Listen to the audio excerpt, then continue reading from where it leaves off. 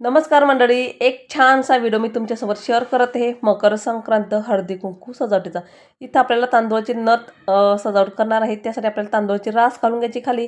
त्याच्या मधोमध होल करून आपल्याला एक कुठलंही फुल त्यामध्ये तुम्ही घाला. त्याच्या खाली 3 फुलं ठेवून द्यायची झेंडूची. पुन्हा आपल्याला असं करत 3 सर्कल तयार करून त्यामध्ये फुलं घालून घ्यायची आहेत.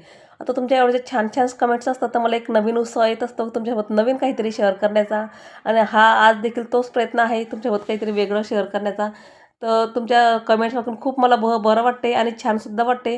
आणि प्रत्येक वेळेस नवीन काहीतरी शेअर करण्याचा एक आनंद आणि एक उत्साह पण राहत असतो. तिथं आपल्याला नथची दांडी आहे ना, ते पण आपल्याला तांदूळाचीच काढून घ्यायची. खूप छान दिसते बरं का. तुम्ही फुलांना सुद्धा ही दांडी काढू शकतात, की झेंडूचे फुलं किंवा गुलाबाच्या पाकळ्या.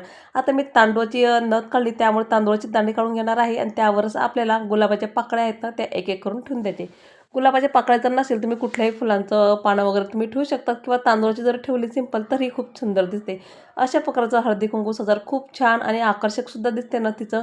आता बरंच नथीचं रांगोळ्या वगैरे शेअर केलेली मी तुमच्यासोबत, पण म्हटलं आज तांदूळाची नथ इथं काढण्याचा प्रयत्न केला. खूप छान सजावट आहे. तर आजचा व्हिडिओ तुम्हाला माझा कसा वाटला मला नक्कीच कमेंट करून सांगा. व्हिडिओ आवडला असेल तर एक लाईक नक्की करा. चला भेटू पुढच्या व्हिडिओमध्ये. तोपर्यंत बाय बाय.